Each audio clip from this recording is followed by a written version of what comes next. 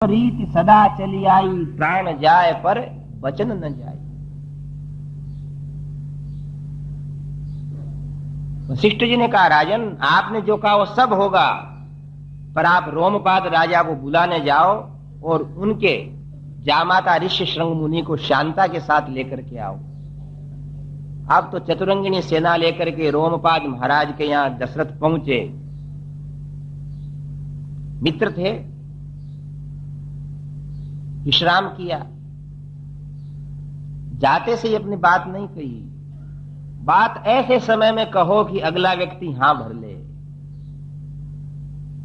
कोई कहता साहब हमारी बात उनने मानी नहीं। अरे मानी क्या, तू मनाना जानता ही नहीं है अभी। रामायण और क्या सिखाती है? अगले व्यक्ति का जाते से ही विचारधारा देखो, उसका मूड देखो, किस मूड में है वो, उससे और कुशल क्षेम पूछो। महाराज रोमपाद ने चक्रवर्ती सम्राट दशरथ का दिव्य स्वागत किया कि महाराज मेरे मित्र का अहोभाग्य है कि आप चक्रवर्ती नरेश मेरे यहां बिना सूचना आए। महाराज दशरथ कहते हैं कि मित्र के घर में क्या सूचना देना, सूचना दी जाती है पराये को। और उठ करके गले लगा लिया मित्र को, निवास किया कई दिन तक। रोज ऋषि श्रृंग मुनि के चरणों में भी प्रणाम करने जाते, चुपचाप बैठे रहते, देखते रहते उन महात्मा को। एक दिन ऋषि श्रृंग मुनि कहते हैं कि हे राजराजेश्वर, आपका शुभागमन कोई हेतु से हुआ है। इतने में महाराज रो पड़े दशरथ और कहा, महाराज हम गृहस्थ लोग बिना हेतु के क्यों आते? और हमारी झोली में आप जैसे महात्माओं का जब तक आशीर्वाद नहीं गिरेगा तब तक हम क्या खाएंगे? हम तो आपके घरों के, महात्माओं के घरों के भिखारी हैं महाराज। लोग हमें चक्रवर्ती नरेश कहते हैं, किंतु हम आप महात्माओं के द्वार के तो भिक्षुक हैं, याचक हैं। आपके आशीर्वाद की भीख मांगने के लिए मैं इतने दिनों से यहां बैठा हूं। क्या मुझे दशरथ को आपकी तपस्या में से कुछ मिलेगा? ऐसे चक्रवर्ती सम्राट की ऐसी विनीतता, ऐसी भद्रता देख करके ऋषि श्रृंग मुनि उठ गए उसी समय कि हे नरेश, हम महात्माओं की तपस्या का और क्या होना है यदि आप जैसे प्रजा नरेशों की इच्छाएं हम पूरी नहीं करेंगे तो इस तपस्या के भार का हम क्या करेंगे? बोलिए रामचंद्र भगवान की। अपनी विनीतता से महाराज दशरथ ने ऋषि श्रृंग मुनि को आखिर अपनी बात कह दी कि सुमंत्र ने मुझसे कहा है कि आपके द्वारा की हुई यज्ञ पूजा से मेरे को संतान होगी। मैं अश्वमेध यज्ञ कर रहा हूं वशिष्ठ जी के तत्वावधान में। आप भी अपनी पत्नी सहित, अपने ससुर रोमपाद सहित प्रस्थान करके मेरे यज्ञ की शोभा बढ़ाओ। ऋषि श्रृंग मुनि ने कहा, हे महाराज हमें कौन सी तैयारी करना है? दुपट्टा आपने गले में डाला, कमंडलू हाथ में लिया और उसी समय प्रस्थान साथ साथ में कर देते हैं। दिव्य रथ के ऊपर विराजे अयोध्या पहुंच गए। बोल अयोध्यानाथ भगवान की। श्री राम जय राम जय जय राम। श्री राम जय राम जय जय राम। पाम श्री राम जय राम जय जय राम। बोलो श्री राम जय जय राम। बोलिए राजा रामचंद्र भगवान की। पुनः प्राप्ते वसंते तु पूर्णः संवत्सरो भवते, प्रसवार्थम गतो यष्टुम हयमेधेन वीर्यवान। इधर 1 वर्ष पूरा होता, वसंत ऋतु का समय आया। सरयू के किनारे दिव्य दिव्य पर्णकुटियां बनाई गई, बहुत विशाल यज्ञ कुंड बनाए गए, महात्मा लोग एकत्रित हो गए हैं, पूरब पश्चिम उत्तर दक्षिण के राजा लोगों के लिए अलग व्यवस्था की गई। सारा अयोध्या का समाज जुट रहा है, दिव्य आकर्षक वेशभूषा पहने हुए। महाराज दशरथ अपने तीनों रानियों के साथ आकर के विराजमान वशिष्ठ जी को प्रणाम करके कहते हैं कि महाराज, यज्ञ कल से प्रारंभ होने वाला है। मैं मेरे सेवकों को इस यज्ञ के पूर्ण सफल होने के लिए कुछ उपदेश दे रहा हूं। सारे सेवक एकत्रित हो गए। ततप्रीतो द्विजश्रेष्ठस्तान् सर्वान् मुनिरब्रवीत् अवज्ञया न दातव्यम् कस्यचित् लीलयापि वा। महाराज दशरथ अपने सारे व्यवस्थापकों से कहते हैं कि हे व्यवस्थापकों, यह यज्ञ है और इसमें किस प्रकार आपको कार्य करना है, इसके लिए महाराज वशिष्ठ से, कुलगुरु वशिष्ठ जी से संकेत प्राप्त करो कि हमें क्या करना है। तब दशरथ की बात सुनकर के वशिष्ठ उपदेश देते हैं कि देखो, यहां रोज रोज अन्न के भंडार भरें, सिद्ध अन्न इतना बनाया जाए कि परोसने वालों को यह दुख नहीं रहे कि कभी कम नहीं पड़ जावे। ब्राह्मण, क्षत्रिय, वैश्य, शूद्र सब लोग भोजन करें, अयोध्या के आए हुए नागरिक लोग भोजन करें, मेहमान भोजन करें, किसी को भी कमी नहीं पड़ना चाहिए। चक्रवर्ती सम्राट की न्यूनता भी क्या थी। अब वशिष्ठ कहते हैं ध्यान देना, अवज्ञान दातव्यम कस्यचित् लीलयापि वा। तुम व्यवस्थापक हो, कई दिन तक यज्ञ चलेगा, किंतु किसी को अवहेलना या तिरस्कार करके मत देना। अवज्ञया कृतम हन्या दातारम नात्र संशय है, ततः कैश्चित् अहोरात्रि रुपयाता महीक्षित है। वशिष्ठ जी क्या कहते हैं कि अवज्ञा तिरस्कार है और अवहेलना यानी मजाक में दिया हुआ दान धर्म देने वाले को नष्ट कर देता है, उसके पुण्य को समाप्त कर देता है। और यही बात प्राय आती नहीं है लोगों में। अवज्ञा नहीं करते हैं तो मजाक तो कर लेते, ले लो क्या कमी है हमारे यहां, बहुत बड़ा है। तुम हो कौन जो तुम देने वाले बनते हो। अयोध्या के अंदर एक छावनी है, मनीराम जी की छावनी, ध्यान देना हो। वहां के महंत, आज भी अयोध्या में देखने लायक दृश्य है उस छावनी का। 15-15 बोरी गेहूं की, चावल की पड़ी और 100 महात्मा बीन रहे हैं उसको। 50-50 चूल्हे पे रसोई बन रही है, 1000-1000 महात्मा भोजन कर रहे हैं रोज। आज की स्थिति है तो आज के 400 वर्ष पहले वहां के जो महंत जी थे उनको क्या निर्णय हुआ कि मैं 1000 महात्माओं का पेट भरने वाला भाग्यशाली महात्मा हूं, मैं देता हूं। और वो रामायण पढ़ा हुआ था। उनने अपने मनीराम से, अपने मन से कहा कि तू इतना नादान बन गया, देने वाला बन गया, पालन पोषण करने वाला बन गया है। इस मन को समझाना चाहिए। ऐसा सोच करके रात के अंदर चुपचाप किसी से बिना कहे निकल गए, सरयू के पार गए और 2 दिन तो भूखे रहे। अपने मनीराम से कहने लगे कि देख, तेरे भाग्य में तो रोटी भी नहीं है और तू कह रहा था कि 200 आदमी को जिमाता हूं, 500 आदमी को। 5वें दिन कोई ग्वाल बाल आए, उनने कहा, बाबा जी रोटी खाओगे क्या, गाय चराने वाले। उन्होंने कहा खाऊंगा। भूखा आदमी क्या कहेगा, यही कहेगा खाऊंगा।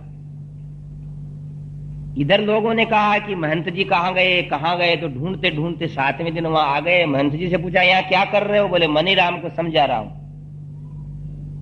देनहार कोई और है, देत रहत दिन रेन, लोग भरम मोह पे करे, इसलिए नीचे नैन। ये वशिष्ठ जी कहते हैं यहां वो एक दानी था ना, वो दे रहा था और उसकी आंखें नीचे थी। किसी ने कहा कि नीचे आंखें क्यों है? तो कहता देनहार कोई और है, देत रहत दिन रेन। वस्तुतः देने वाला और ही है। हमारे पास क्या है? जमीन भगवान की, पृथ्वी परमात्मा की, ईंट पत्थर भगवान के, खान खजाने परमात्मा की, अन्न जल भगवान का।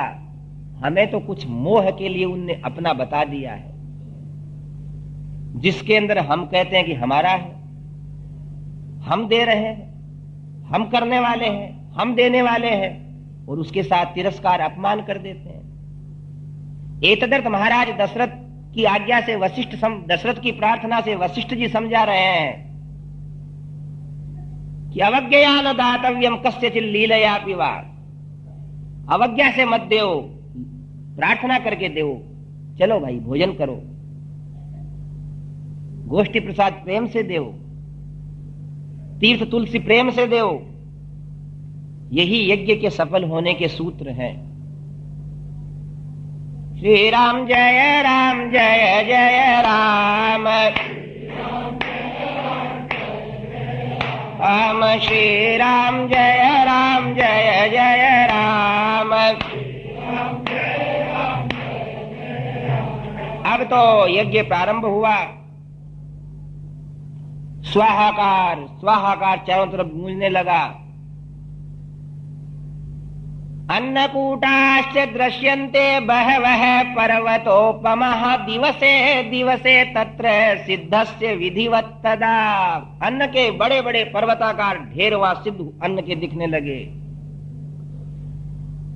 लोगों ने कहा कि महाराज दशरथ के प्रेम से लोग ऐसे आए कि जिनके घरों में नहीं था, कम था, नहीं का तो प्रश्न ही नहीं है, वो भी आए, और जिनके भंडार भरे थे उनने भी अपने घर के काम बंद कर दिए, यज्ञ का आनंद ले रहे हैं। सब भगवान नारायण का नाम ले रहे हैं। किसी सेठ साहूकार से पूछते आप क्यों भजन करने आए हो? कि इसलिए भजन करने आए हैं कि इन दिनों के भजन से महाराज दशरथ के पुत्र हो जावे तो हमारे संतति, हमारे संसार के आगे के लोग सुखी हो जाएंगे।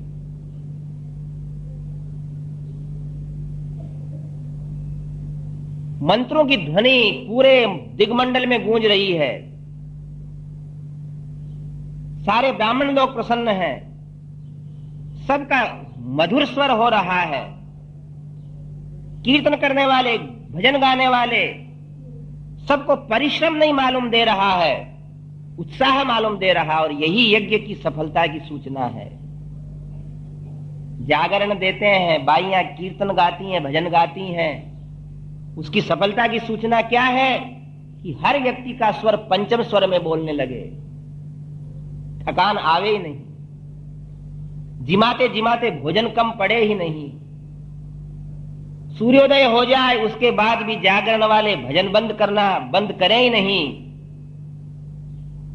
थकान आवे ही नहीं। ऐसा रहे कि ये उत्सव चलता रहे तो समझना देवता प्रसन्न है। पूर्णाहुति का दिवस आया।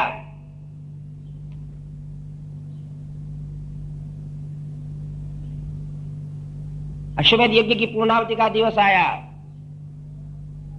पूर्णाहुति हवन हुआ। बोलिए यज्ञ नारायण भगवान की।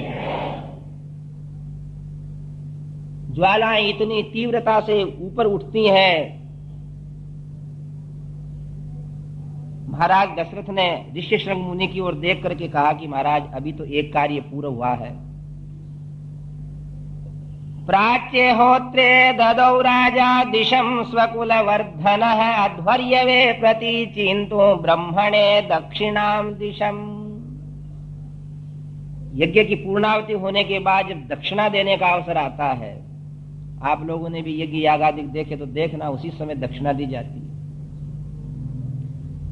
तो जो होता नाम के ब्राह्मण थे उनको महाराज दशरथ ने क्या किया कि मैं इन महात्मा ब्राह्मण को पूर्व दिशा देता हूं, अध्वर्यु को पश्चिम दिशा दे दी, ब्रह्मा को दक्षिण दिशा दे दी और उद्गाता को उत्तर दिशा दे दी, सब कुछ दे दिया। क्यों?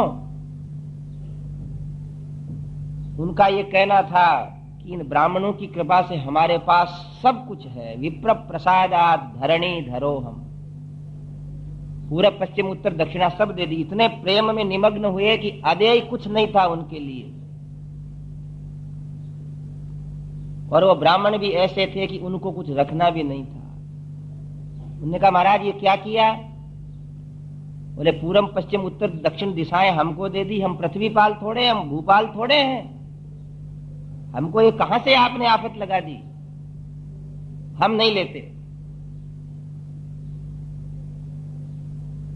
वशिष्ठ जी ब्राह्मणों की ओर देख करके इतने प्रसन्न हुए कि ऐसे यजमान और ऐसे ब्राह्मण जब तक रहेंगे, जब तक संसार में कमी रहेगी नहीं।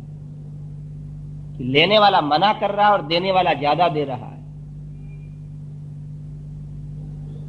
आज स्थितियां बदल गई है। बाजार में अलग से फैक्ट्रियां हैं काहे की? पूजा के कलश बनाने की, पूजा के गमछे बनाने की, पूजा की धोतियां बनाने वाली। कई बार छोटे छोटे कलश आते हैं हम लोगों के यहाँ, हम पूछते हैं ये क्या है? बोले पूजा का कलश है। और तो क्या, पूजा की सुपारी भी अलग आती है और खाने की अलग आती है। श्रीमन नारायण भगवान की।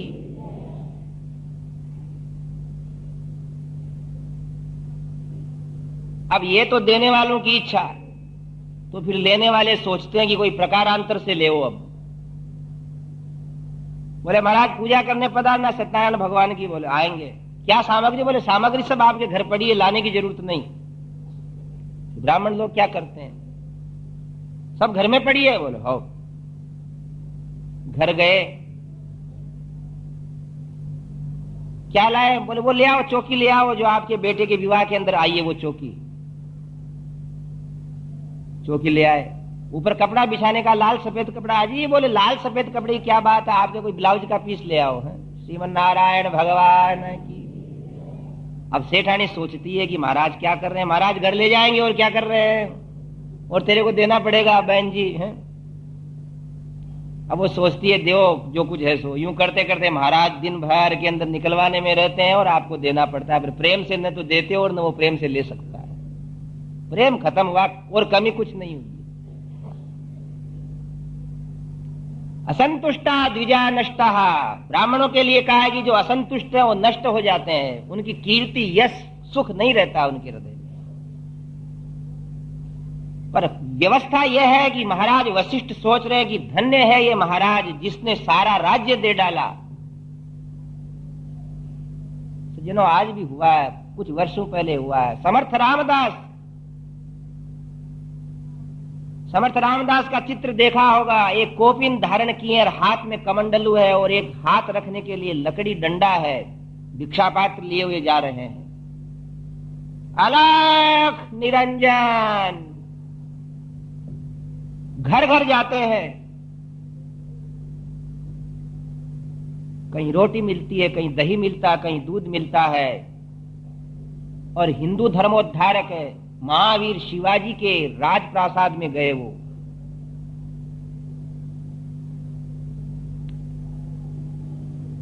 अलख निरंजन की ध्वनि लगाई। शिवाजी को बहुत बड़ा बड़ा उपदेश दिया समर्थ रामदास ने। एक बार शिवाजी को अहंकार हो गया था कि मैं पालता हूं। शिवाजी से कहा इस पत्थर को फोड़। उस पत्थर को फोड़ते से ही उस पत्थर के बीच के अंदर एक पानी की कुंडी थी, उसमें एक मेंढक बैठा था। बोले इसको कौन दे रहा है? शिवाजी चरणों में गिर गए। आज अलख निरंजन की ध्वनि सुनाई दी गुरुजी के मुख से, और शिवाजी ने अपने पूरे साम्राज्य का नक्शा बनाया हुआ था वो कागज के अंदर लेकर के उस कमंडलों में डाल दिया। बोलिए सद्गुरुदेव भगवान की। समर्थ रामदास ने उसको देखा किसी कागज के अंदर कोई गुड़ शक्कर कुछ न कुछ होगा, और देख करके उसके सारे सीमाएं देखी और कहा कि शिवा तुमने ये क्या किया? बोले गुरुदेव मेरे पास कुछ रखने की जरूरत नहीं है, सब राज्य आपका है। बोले हे वीर अगर मेरा है तो आज तक जिस सावधानी से रक्षा की है उससे ज्यादा सावधानी से रक्षा करना मैं तेरे को वापस धरोहर के रूप में देता हूं। बोल सद्गुरुदेव भगवान। तब वो वीरों का आज नाम लिया जाता है। शिवा शिवा हो गए।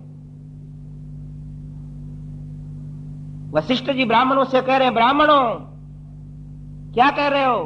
कहा महाराज, ऐसे महाराज को ये राज्य हम वापस समर्पित कर रहे हैं और इसकी कुछ हमको दक्षिणा दिलवा दो और साथ साथ हमारा पुण्य भी महाराज को समर्पित करते हैं कि इनके राज्य में कभी कष्ट नहीं आवे। श्री राम जय जय राम। राम श्री राम जय जय राम। राम श्री राम जय जय राम। राम श्री राम जय जय राम। बोलिए राजा रामचंद्र भगवान की। ऐसे अत्यंत उल्लास से यज्ञ तो पूर्ण हुआ।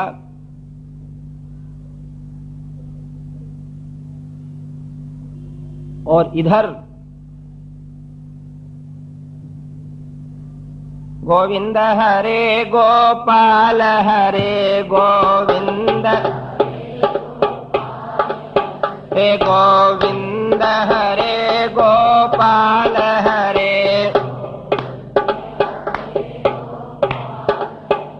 जय जय प्रभु दीन दयाल हरे, जय जय प्रभु। बोले गोविंद भगवान की। यज्ञ की दक्षिणा परिपूर्ण होते से ऋष्य शृंग मुनि के पास जाकर महाराज दशरथ प्रार्थना करते हैं, मेधावी तु ततो ध्यात्वा स किंचिदिदमुत्तरं लब्ध संज्ञस्ततस्तं तु वेदज्ञो नृपमब्रवीत।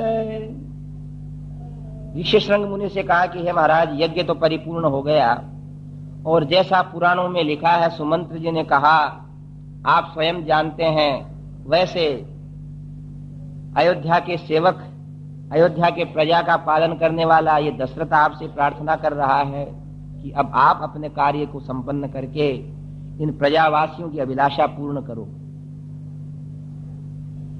ऋष्य शृंग मुनि कहते हैं कि मैं पुत्रेष्टि यज्ञ करता हूं, आप आओ। दिव्य सुंदर यज्ञ मंडप बना हुआ है, जिसके अंदर जब तीनों रानियों सहित महाराज दशरथ प्रवेश करते हैं,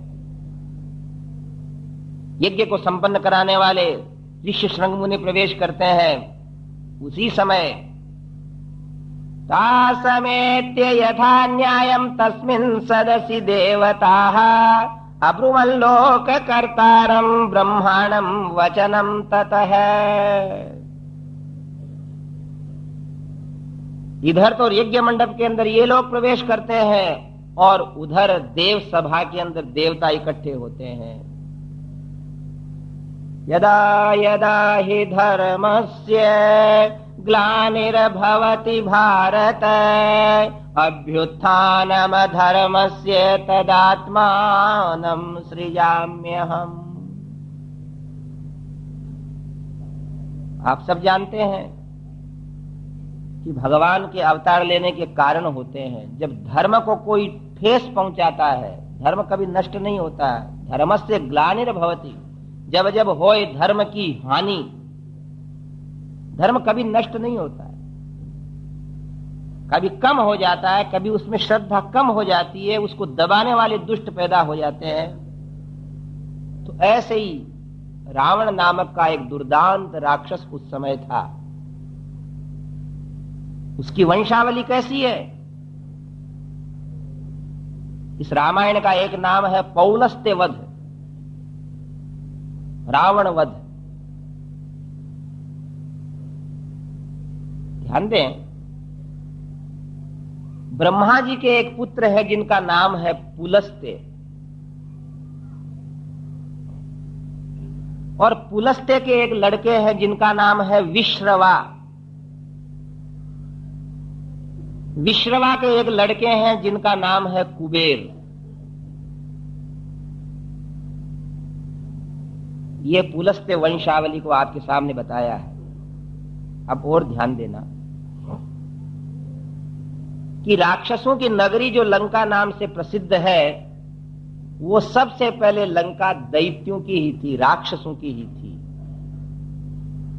मधु कैटभ नाम के दैत्य राक्षस रहते थे और उनको भगवान ने युद्ध के अंदर हरा दिया, मार दिया, तो लंका छोड़ करके वो लोग पाताल में चले गए। थोड़े थोड़े आगे खिसक जाओ भाई। श्री राम जय जय राम,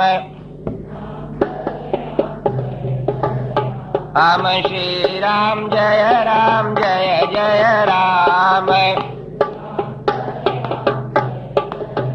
राम श्री राम जय जय राम। बोलिए राजा रामचंद्र भगवान की। गोविंद हरे गोपाल हरे गोविंद, हे परमेश्वर दीन दयाल हरे हे गोविंद हरे गोपाल हरे और ये राजा रामचंद्र भगवान की। जब दैत्यों को, राक्षसों को खदेड़ दिया गया तो पाताल में रहने लग गए। लंका बड़ी दिव्य नगरी थी, नगरीषु लंका, कोई नगरी आज तक लंका जैसी हुई नहीं।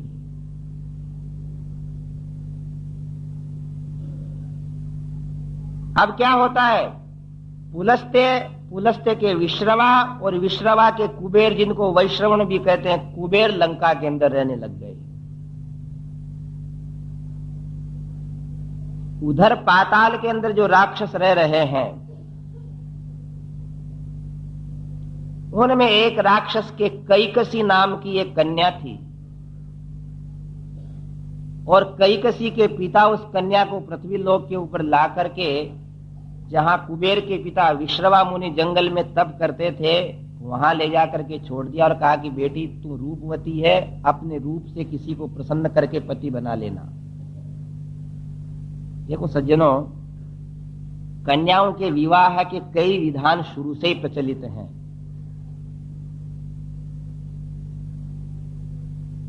कलयुग के अंदर ज्यादा नियम इसलिए लगाए हैं कि जिससे ढंग से लोग चलते रहें।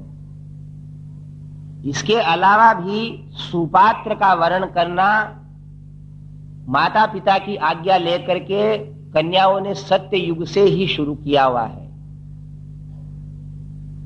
पात्र देखना, यही शास्त्र की आज्ञा है। पिता ने आज्ञा दे दी कैकसी को, तो वह अपने सौंदर्य से दिशाओं को प्रज्वलित करती विश्रवा मुनि के आश्रम के ऊपर जाकर के समाधिस्थ होकर के बैठ गई कि विश्रवा मुनि जो भजन करते हैं, दिव्य ज्ञान संपन्न है, इनको ही मैं पति बनाऊंगी। और विश्रवा मुनि जब समाधि से उठे तो उनके चरणों में गिर पड़ी और कहा कि हे महात्मा, मैंने मन से आपका वर्ण कर लिया है, आप मेरा को त्यागना मत। विश्रवा मुनि जो पुलस्त्य के बेटे हैं, उनने अपना लिया उनको, और उनके यहाँ उस कैकसी के 4 संतान होती हैं, रावण, कुंभकर्ण, विभीषण और शूर्पणखा। रावण के लिए शास्त्र में ऐसा लिखा है कि वो बचपन से ही, अपने जन्म से ही 10 मुख वाला था। विभीषण महात्मा प्रकृति का था, कुंभकर्ण बड़ा विचित्र शरीर वाला था। कहते हैं कि जन्म लेते से ही प्रजा को खाने लग गया, तो ब्रह्मा जी ने उसको निद्रा ले देने के लिए शाप दे दिया। शूर्पणखा राक्षसी थी, वहीं टहल रहे हैं, वहीं रुक रहे हैं, वहीं सो रहे हैं, वहीं बैठ रहे हैं, जी रहे हैं। ध्यान देना, विश्रवा मुनि के एक पत्नी के तो कुबेर हैं और दूसरी पत्नी के ये 4 हैं। तो एक दिन पुष्पक विमान के ऊपर बैठ करके कुबेर आए अपने पिता के दर्शन करने को, तो रावण से उसकी मां ने कह दिया कि ये भी तेरा भाई है, इसकी संपत्ति और ऐश्वर्य देख, तुम तो अभी यहां जंगल के अंदर ही खेल रहे हो। वैसे जय विजय को शाप मिल गया था, वो उनका अवतार है ही रावण कुंभकर्ण का। अब तो इन तीनों भाइयों ने तप करना शुरू किया कि रावण ने एक एक सिर 1,000 वर्ष में अग्नि में डाल दिया, और 10,000वें वर्ष में आखिरी शीश भी जब अग्नि में डालने लगा। बोलिए ब्रह्मदेव भगवान की। तब ब्रह्मा जी ने हाथ पकड़ लिया और कहा कि क्या मांगते हो? तो बोलता कि बस किसी से मरूं नहीं। उन्होंने कहा यह वरदान तो दिया नहीं जा सकता। तब उसको जितना याद था उतना सब मांग लिया। देवता, असुर, नाग, गंधर्व, जल में रहने वाले, वन में रहने वाले, इन सब से जितना याद था, शेर, चीता इत्यादि सबसे मांग लिया। मनुष्य को तो उसने क्या समझा? कीड़ी मकोड़ी समझा। तथास्तु कह दिया। कुंभकर्ण की जिह्वा के ऊपर भगवती सरस्वती बैठ गई, उसने नींद लेने का वरदान मांगा। बोले सोबे बराबर सुख नहीं, रोबे बराबर दुख नहीं है, सोने का वरदान मांगो। किस किस को हंसिए, किस किस को रोइए, आराम बड़ी चीज है, मुंह ढक करके सोइए। ये वरदान कुंभकर्ण ने माना। क्या रखा है जी? बोले सरस्वती बैठ गई। विभीषण ने कहा कि मेरी धर्म में बुद्धि रहे। वरदान लेकर के वो केकसी अपने बेटों को लेकर पाताल भी चली गई। कुबेर लंका में रह रहा है, पर एक प्रहस्त नाम का मंत्री था रावण का, उसने पीठ ठपठपाई रावण की और बोले क्या कर रहे हो हे लंकेश? रावण कहता है कि लंकेश तो मेरे बड़े भाई कुबेर का नाम है, मैं लंकेश कैसे? अरे रावण है, ये संसार बड़ा दुष्ट है। ये लंका हमारे पूर्वजों की नगरी, जिसको हत्या लिया विष्णु ने, हमारे पूर्वजों को खदेड़ करके बाहर भगा दिया और कुबेर वहां राज्य कर रहे हैं। और वह रावण की सुसंगठित सेना आज त्रिभुवन को कंपित करते हुए लंका पे आक्रमण करती है, और कुबेर अपने पिता की बात मान करके अलकापुरी में आ गए। अब लंकेश महाराज दशानन हो गए। शास्त्रकारों ने कहा विद्या विवादाय धनम मदाय बलम हि तेषां परपीडनाय खलस्य साधो विपरीतमेतद् ज्ञानाय दानाय च रक्षणाय। दुष्ट व्यक्ति और भले व्यक्ति के अंदर यही अंतर है कि भले व्यक्ति का बल दूसरों की रक्षा के लिए होता है और बुरे व्यक्तियों की शक्ति दूसरों के विनाश के लिए होती है। रावण ने कहा कि ये विष्णु हमारे पूर्वजों को मारने वाले हैं, ये हमारे परम शत्रु हैं, कहीं मेरे को मिल जावें तो उनसे मैं युद्ध करूं।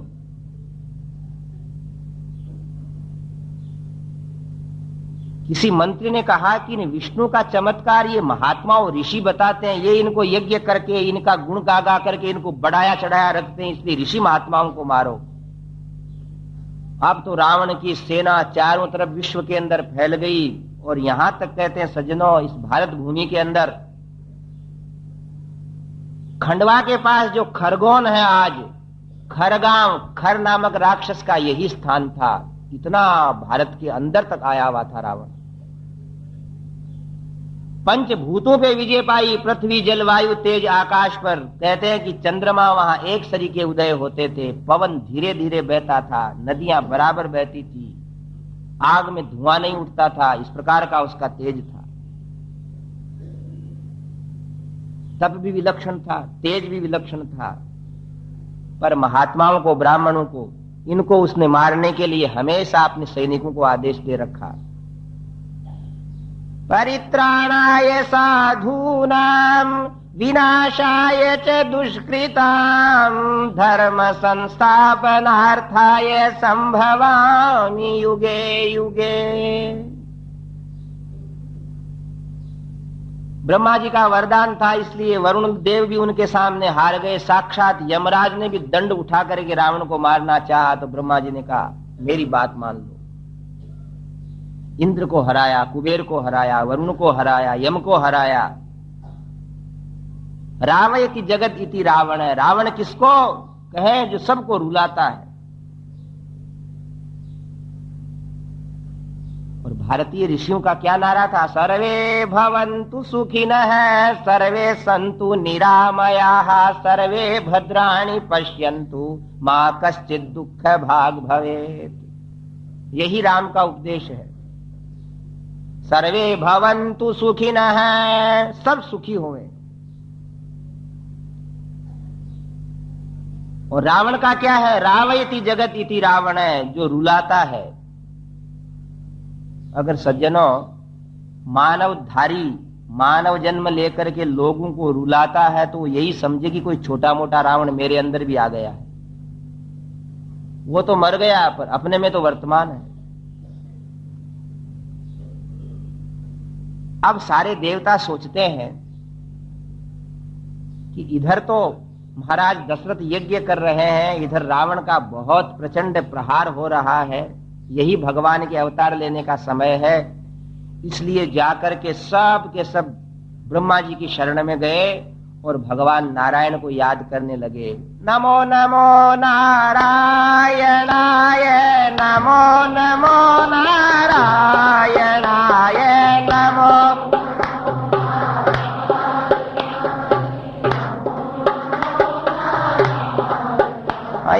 नमो नमो नारायणाय, नमो नमो नारायणाय, नमो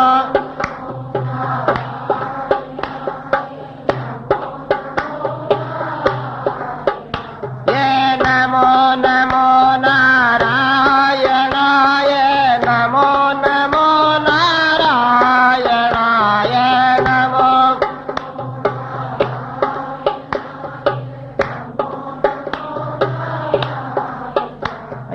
नमो नमो नारायणाय, नमो नमो नारायणाय, नमो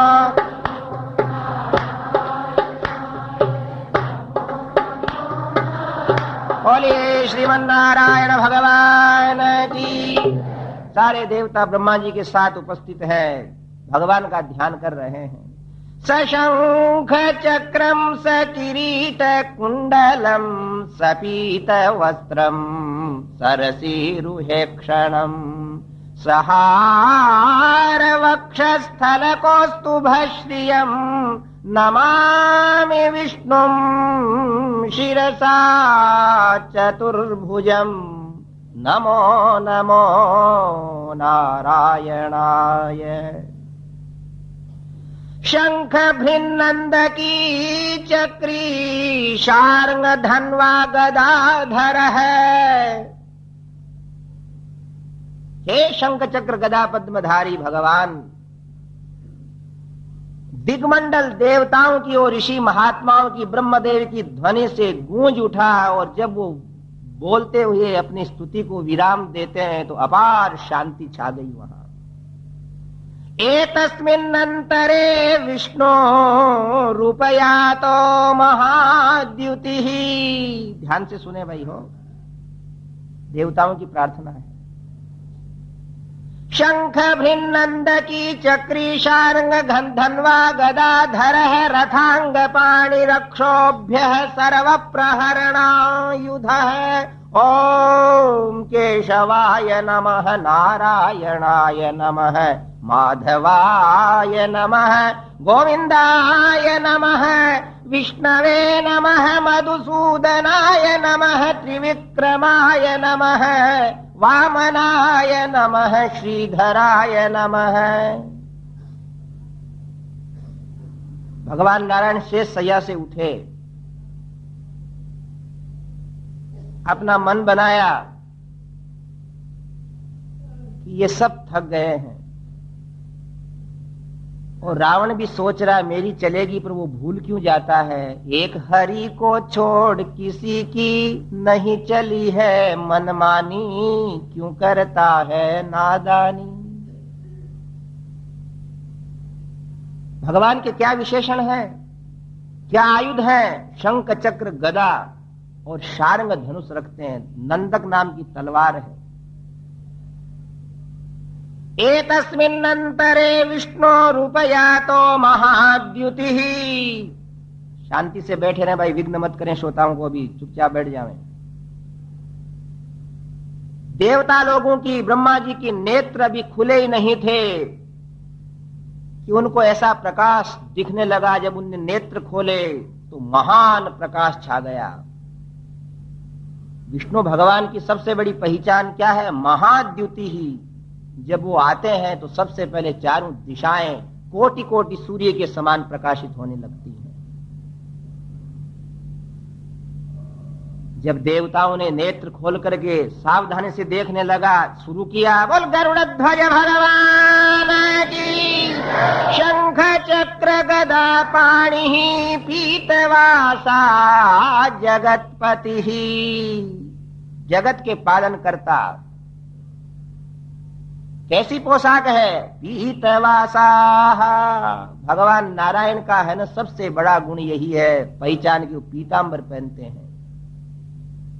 रामकृष्ण बनते हैं जब भी वो पीतांबर ही पहनते हैं। मोर मुकुट पीतांबर सोहे, कुंडल की छवि न्यारी, गोवर्धन गिरिधारी।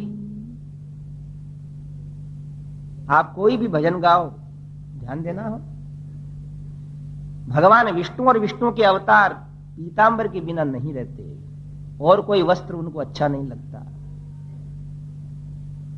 शांताकारं भुजगशयनं पद्मनाभं सुरेशं विश्वाधारं गगन सदृशं मेघवर्णं शुभांगं लक्ष्मीकान्तं कमलनयनं योगिभिर्ध्यानगम्यं वंदे विष्णुं भवभयहरं सर्वलोकैकनाथं।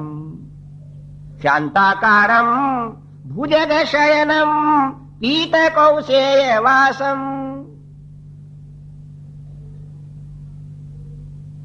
मेघश्यामं पीतकौशेयवासम्। कैसा वस्त्र? पीला वस्त्र।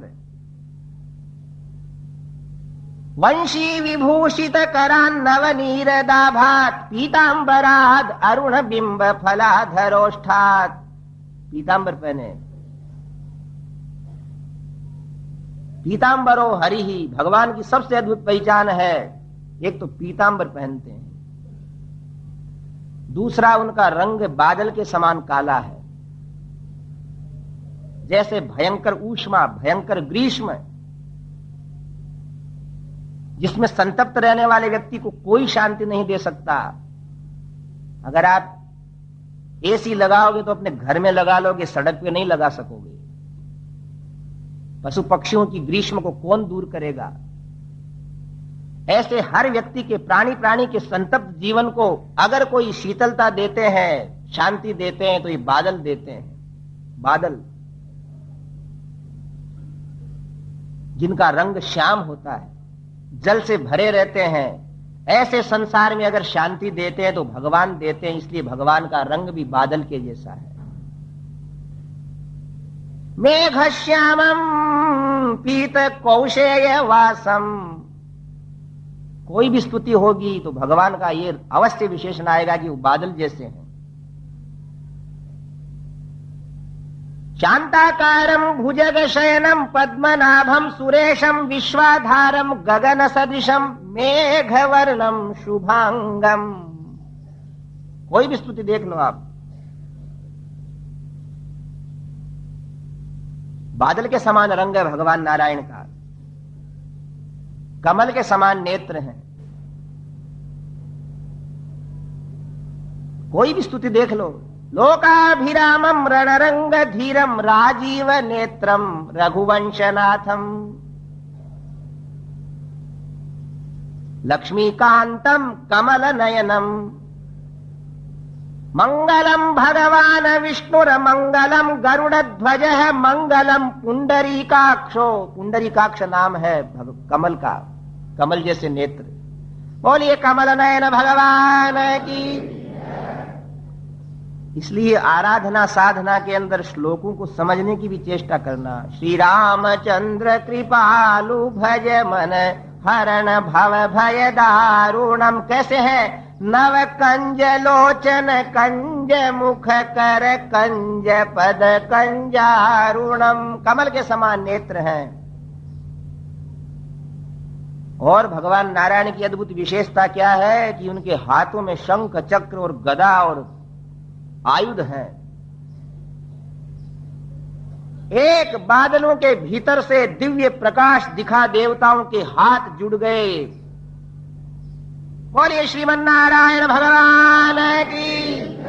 उसी समय ठाकुर जी का चक्र वहां घूमते हुए दिखा। स्फुरत सहस्रार शिखाति तीव्रम सुदर्शनम भास्कर कोटि तुल्यम सुरद्विषाम प्राण विनाशी विष्णो चक्रम सदाहम शरणम प्रपद्ये।